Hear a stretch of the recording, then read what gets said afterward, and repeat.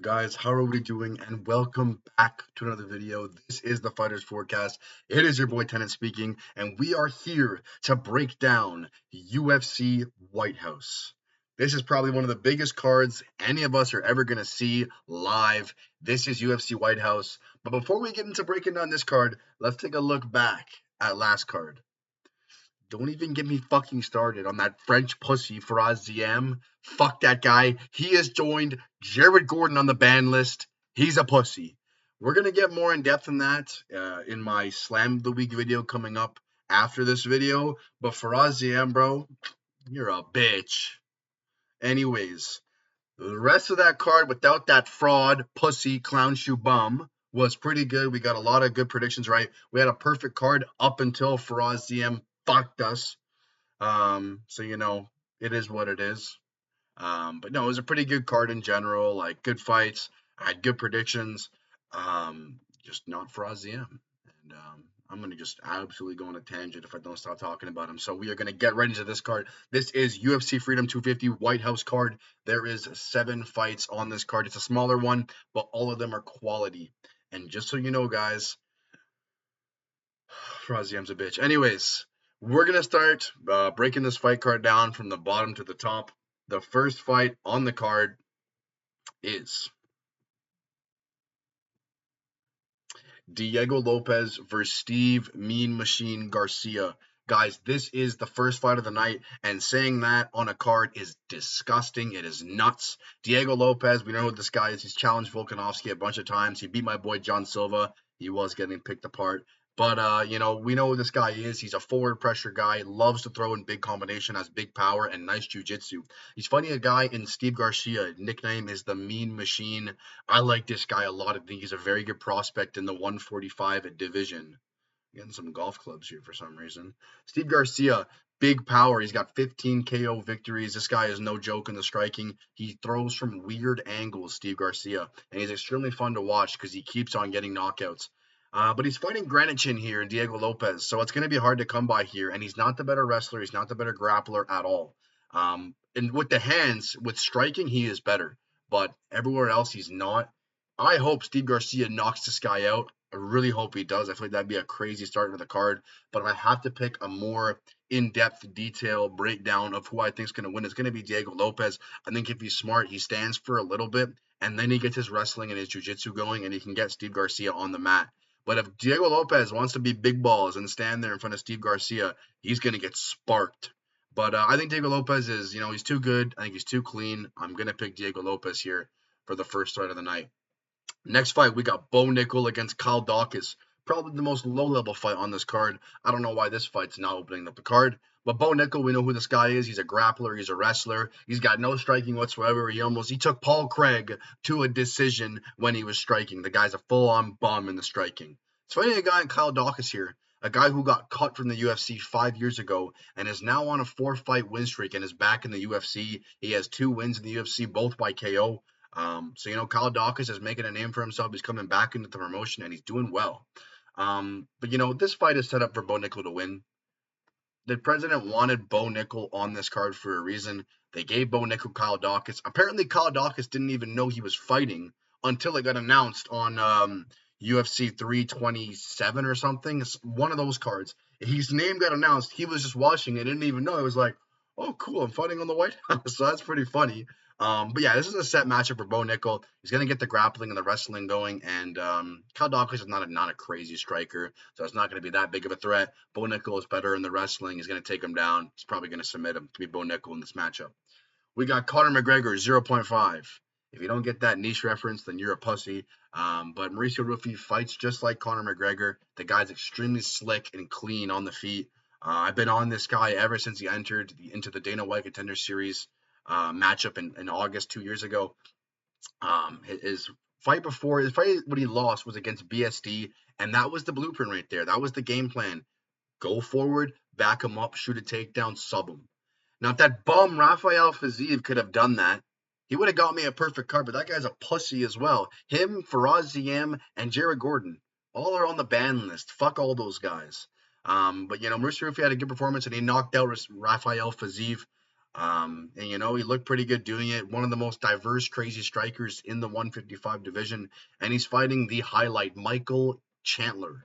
This guy is an absolute monster. He comes forward, he bombs away on the feet. There is not a boring fight Michael Chandler is in. This is going to be an all-out war brawl, bar brawl for Michael Chandler and Conor McGregor-ish type from Mauricio Ruffi. But if Chandler wants to be smart here and he wants to win the fight, he's going to wrestle.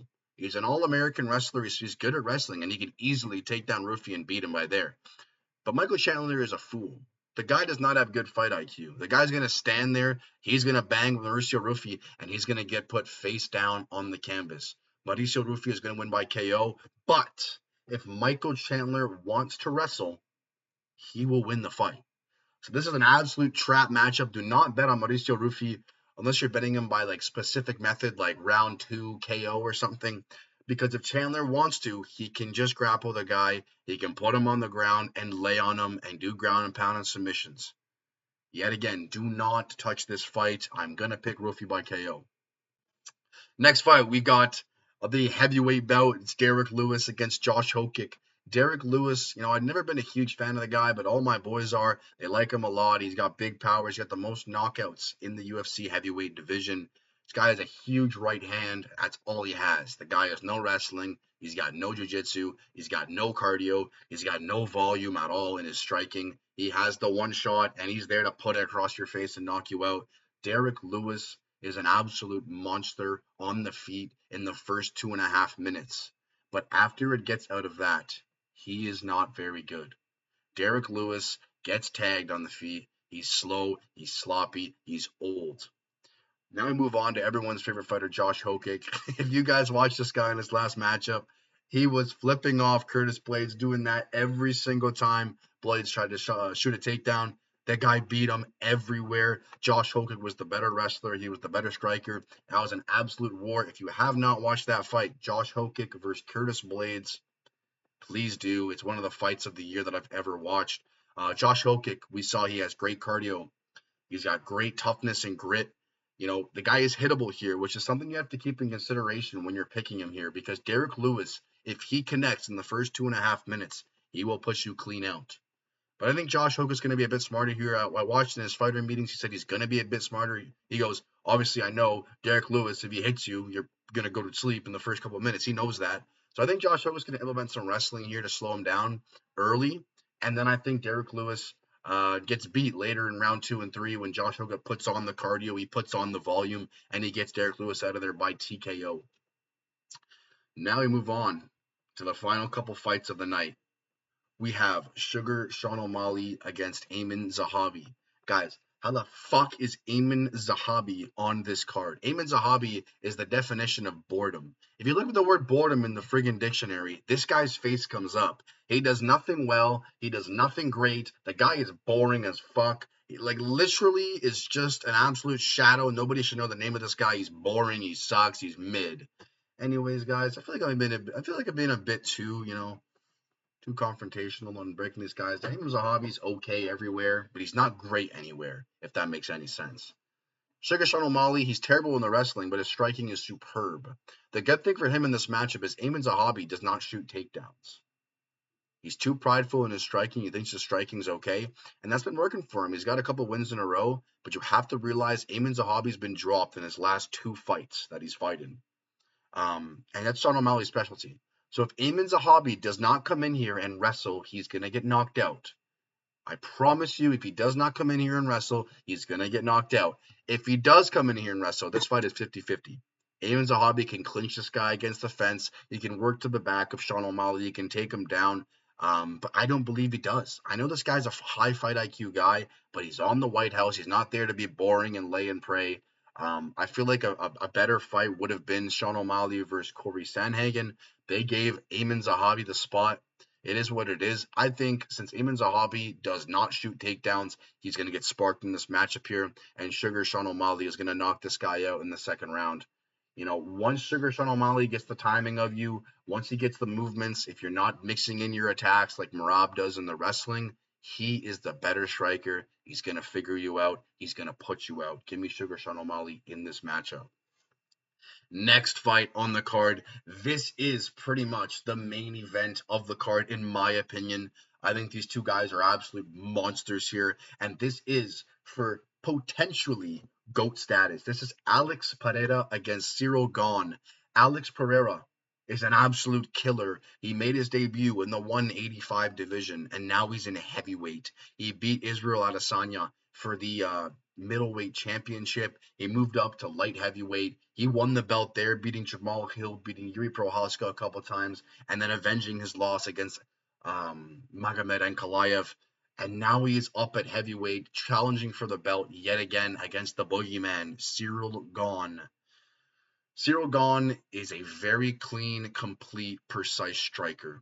He is just like Alex Pereira, but he's bigger and he moves better. Cyril Gane, in my opinion here, was beating Tom Aspinall. I don't want to admit that, but that is the truth. Cyril Gane was beating Tom Aspinall in that fight before the eye poke happened. He's too clean on his feet. He's very quick. He's got great lateral movement inside the cage, and he hits really hard as a heavyweight. We don't know if Alex Pereira can take a hit. We've seen his chin be chin pass. Izzy has knocked this guy out. He's also wobbled him. Alex Pereira has been wobbled at smaller weight classes, not fighting the even tenth of a power that Cyril Gane has. Cyril Gane, if he connects flush here, in my opinion, puts out Alex Pereira. I think he's the better fighter. Moving laterally, making Alex Pereira tired, because Alex Pereira's never been at this weight before. We don't know how he's going to do, how his cardio is going to hold up, carrying all that extra weight that he normally doesn't do. Cyril Gane's been here before. He's challenged for the title. He has decent wins. He's fought the best of the best. And he is used to the heavyweight body, and Alex Pereira is not. I really wanted to pick Alex Pereira here, but the more I broke this fight down, the more I realized he's just not good enough here at heavyweight to beat Cyril Gane in the striking. Both of them can't wrestle as well. This is going to be a striker's delight. And Alex Pereira, he just doesn't have enough practice here at this weight class to maintain a pace, to get the better shots on Cyril Gane. I think Cyril Gane beats this guy. I don't want to say that I'm an Alex Pereira fan, but if I'm breaking the fight down non-biasly, Cyril Gane has had the better, had more experience in this division. He knows what to do. He has the most beautiful footwork and lateral movement in the division, and I think it's going to give Pereira problems here. So give me Cyril Gane in this matchup. Next fight, we have Ilia Topuria against Justin Gaethje. Justin Gaethje is a marauder. He will run forward and he will try and take your head off. This guy is never in a boring fight. He has so many performance of the night bonuses here. The problem is he's fighting Ilia Topuria. This guy has been untouchable. No one has been able to touch this guy. Whoever he fights, he kills. Alexander Volkanovski, dead. Max Holloway, dead. Charles DuBronx, dead. And Justin Gaethje is going to be no different. Ilia Topuria in inside rounds 1 and 2 by knockout versus Justin Gaethje. That is the prediction, guys. It's that simple. Topuria is too good. Gaethje can't wrestle. I mean, the only thing that can maybe get you interested here is Gaethje's leg kicks. Gaethje's leg kicks could really, really hurt Topuria because Topuria has a heavy boxing stance on his front leg. If Gaethje can get that going and the uppercut going, then maybe there's a chance. I just don't see it at all, though. I think Topuria knocks this guy out in the first 2. And that's the breakdown, guys. It's 7 fights. It's short but sweet. Some of the best quality fights you are ever going to witness. You have to tune in. It is on a Sunday at 8 p.m. Now, I'm working that Sunday, but I'm going to get home for that fight. So we're going to be good to go. I'm going to watch this full card. It's going to be absolutely amazing. And hope you guys stay tuned for the hammer of the week coming very, very shortly. Peace.